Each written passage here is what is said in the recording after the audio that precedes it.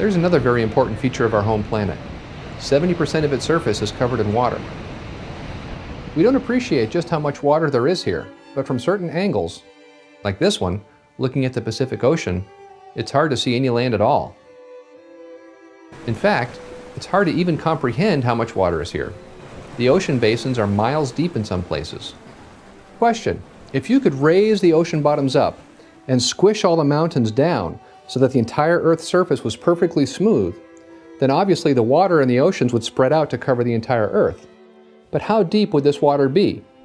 The answer is over 1.5 miles. There's a tremendous amount of water here, more than enough to flood the entire planet if only the Earth's surface was a bit smoother. So next time you read in the Bible about Noah's flood, remember how much water there is. Skeptics often scoff and say, if there was a global flood, where did all the water go? Well, they can just go down to the ocean and look at it. It's still there. Even the Earth's mountains used to be underwater, as the evolutionists themselves admit. That's why we find marine fossils on mountaintops. But at the end of the flood, the ocean basin sank and the mountains rose. That's why there's dry land today.